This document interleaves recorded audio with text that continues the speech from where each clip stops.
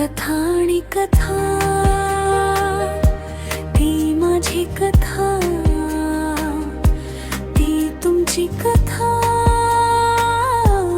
आपली कथा, मनातील व्यथा, कथा आणि कथा.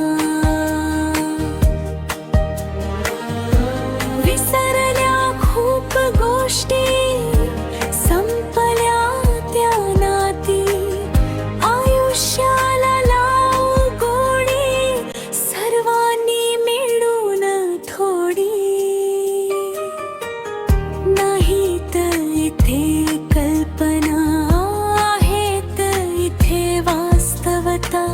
नाहीत इथे शब्द, हसेल इथे अनुभवांची साक्ष. ही कथा नाही, ही व्यथा नाही, ही नोंद आहे प्रवासाची, ही भाषा आहे जगण्याची. कथा आणि कथा, ती माझी कथा, ती तुमची कथा, आपली कथा, मनातील व्यथा, कथा आणि कथा.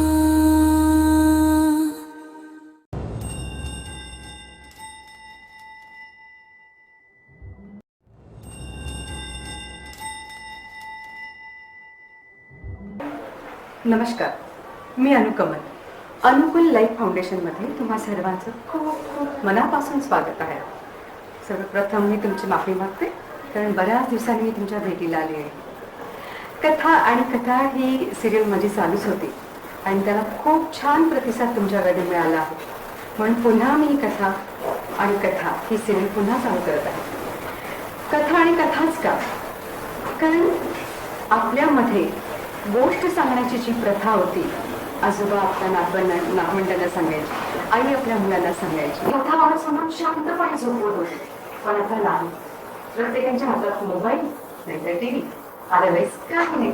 पण पुन्हा कथा आणि कथा घेऊन मी तुमच्या समोर येत आहे. वेगवेगळ्या कथा, वेगवेगळे अनुभव तुमच्या समोर मी सादर करत आहे. पण आज आपल्या स्टुडिओमध्ये खूप सुंदर अशी एक व्यक्ती आलेली आहे, छाया चौधरी. मी त्यांना आमंत्रित केलेली आहे. त्यांच्याकडे एक छान अशी कथा किंवा त्यांचा अनुभव मी तुमच्या समोर शेअर करणार आहे. नक्कीच त्याला तुम्ही लाईक करा, शेअर करा आणि सबस्क्राईब करा. नमस्कार, पुन्हा एकदा अनुकूल लाईफ फाउंडेशनमध्ये तुमचं स्वागत आहे आणि ते तुमच्या व्यक्तिमत्वाबरोबर. स्वागत आहे तुमचं छायाजी. तुमचं नाव काय पूर्ण सांगाल? माझं पूर्ण नाव छाया धनराज चौधरी आहे. मी कानपूर पूर्वला राहते. ओके, म्हणजे तुमचं गाव वगैरे इकडेच आहे की तुम्ही? नाही, माझं गाव जळगाव आहे. प्रॉपर जळगावला आम्ही राहतो. माझा जन्म पण तिकडचाच आहे. सगळं आई, मोठे भाऊ सगळे तिकडेच असतात. अच्छा, तुम्ही? मी लग्नानंतर इकडे आले. वा, खूप छान. सगळ्या लग्नानंतरच मुंबई. अच्छा, तुमच्या घरी असं मला कोणी स्टोरी सांगत होतं लहानपणी, आई वडील किंवा आजी असं कोण? हो, आई आणि वडील सांगायचे लहानपणी स्टोरी.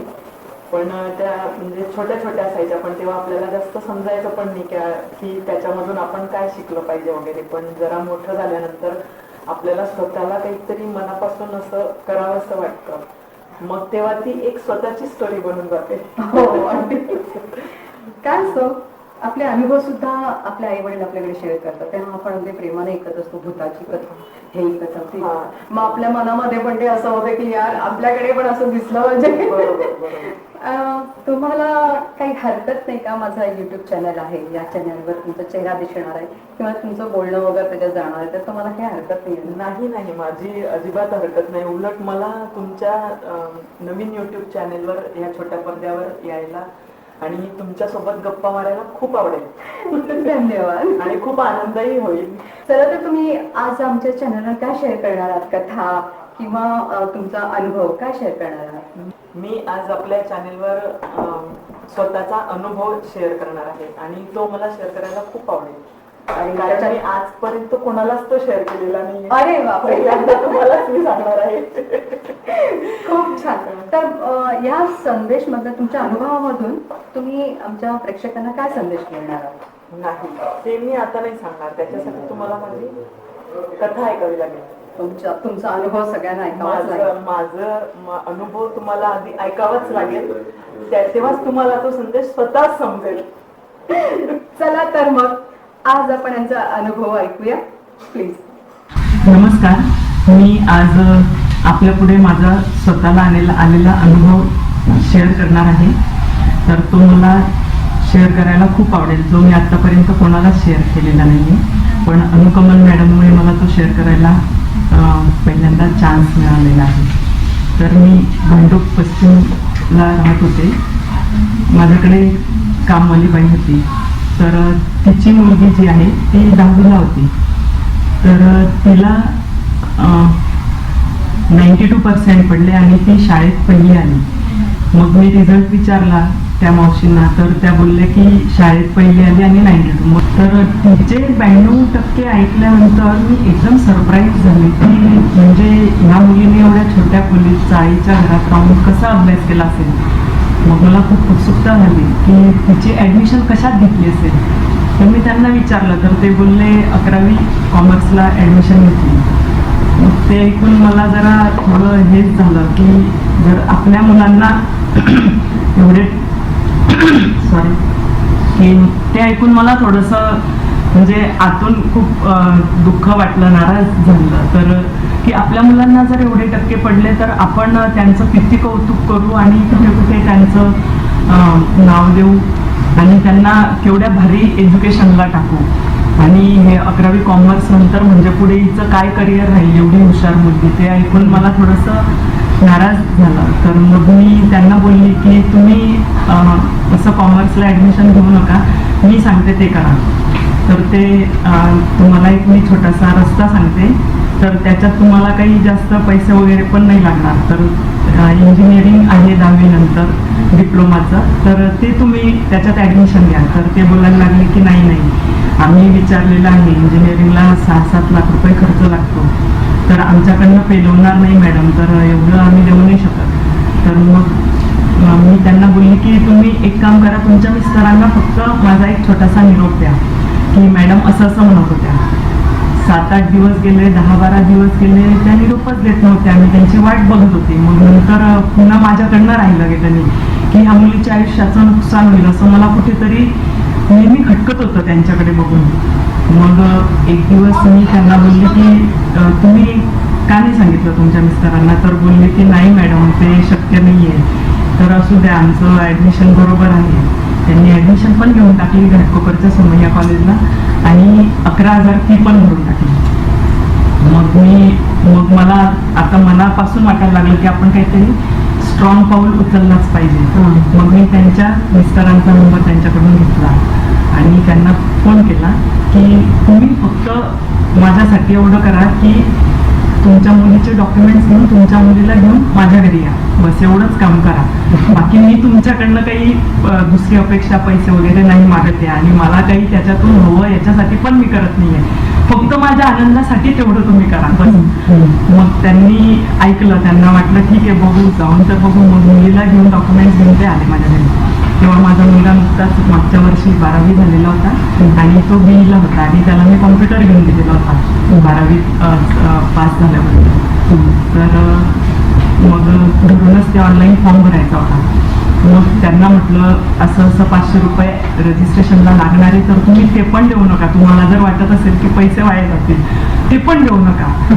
तर मग मी माझ्या मुलाला सांगितलं तुझे सगळे कामं बाजूला ठेव आणि ह्या मुलीचं ऑनलाईन रजिस्ट्रेशन डिप्लोमाच्या साठी आपण मुंबई युनिव्हर्सिटीमध्ये करूया. तर एवढे चांगले पर्सेंटेजचं जर भविष्य घडलं तर. हो बरोबर आहे. तर मुलाने पण मग ते एकदम उत्साहाने बसला आणि सगळं हुशारीने एकदम तिचा रजिस्ट्रेशनचा फॉर्म भरला आणि मग आम्ही पहिल्या राऊंडची वाट बघायला लागलो. तर तिला मी ऑफिसमध्ये होती तर मला फोन आला की पहिल्याच राऊंडमध्ये तिला बांद्र्याचं गव्हर्नमेंट कॉलेज लागलं, इंजिनिअरिंग कॉलेज. तर एवढा आनंद झाला मला, बापरे, की आपल्या मुलांना गव्हर्नमेंट कॉलेज लागत नाही, एवढी कमी फी. मग नंतर मी त्यांना सांगितलं की थांबा, तुम्ही अजून घाई करू नका, तिला अजून याच्यापेक्षा चांगलं भेटेल, कारण तिला मार्क्स खूप चांगले. तर मग ते बोलले की नका मॅडम, आता रेस घेऊ नका. आम्हाला एवढंच ऐकून एवढा आनंद झालेला, एवढं गव्हर्नमेंट कॉलेज तुम्ही सोडू नका. मी त्यांना बोलले की नाही. मग मी त्यांना की आपण ते ऑप्शन काय, त्याला फ्रीज वगैरे करू शकता का काय, तर त्याचा तपास करण्यासाठी माझ्या मिस्टरांना आणि त्या मुलीला त्या कॉलेजला पाठवलं तपास. मग मिस्टर पण गेले आवडीने, आणि कॉलेजने सांगितलं की बेटरमेंट म्हणून ऑप्शन असतं, तर ते तुम्ही त्यांची जागा फ्रीज करू शकता. मग तसं आम्ही परत आल्यावर केलं आणि दुसऱ्या राऊंडची वाट बघितली. तर रविवार होता आणि आम्ही फिरायला गेलो होतो फॅमिली. तर त्या दिवशी संध्याकाळी त्यांचा मला फोन आला अचानक.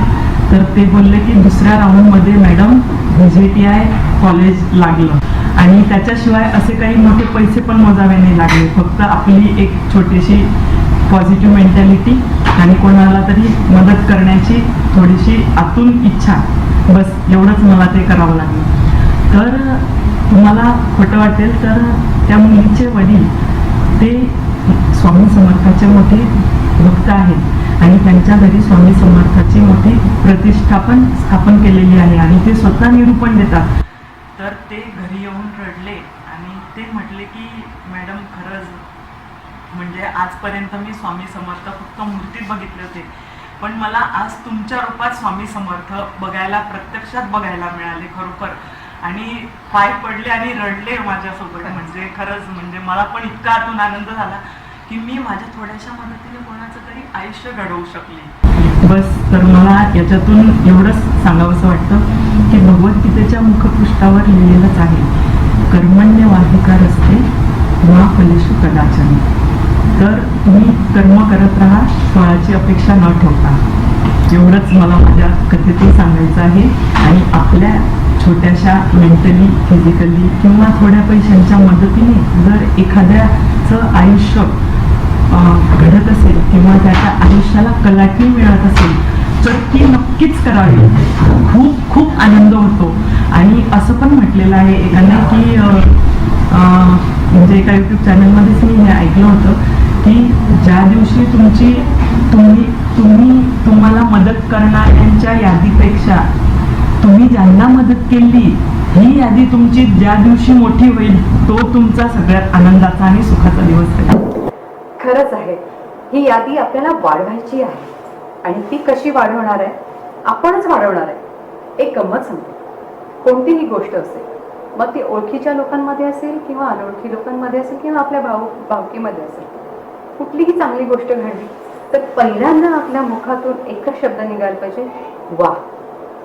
आणि हा वा जो निघतो तो सगळ्यांचं कल्याण करणारा असतो. मग तो ओळखीचे असतील, मग ती व्यक्ती ओळखीची असेल, अनोळखी असेल, कुणी असेल, पण वा हा नक्की ठेवा. त्यामुळे असा अनुभव आपल्याला येतो आणि एक आत्मसंतुष्ट आपलं मन होऊन जातं, जसं तुमचं झालेलं आहे. एकदम बरोबर. खूप छान सांगितलं तुमचा अनुभव, खूप छान शेअर केला, आणि याच्यातून नक्कीच आमचे प्रेक्षक नक्कीच तुमच्याकडनं बोध घेतील. आणि एवढा वेळात वेळ काढून तुम्ही आमच्याकडे आलात त्याबद्दल तुमचे खूप खूप धन्यवाद. धन्यवाद. पुन्हा आपण भेटू अशीच नवीन स्टोरी घेऊन नेक्स्ट टाइम. थँक्यू. पुढच्या गुरुवारी भेटू. बाय.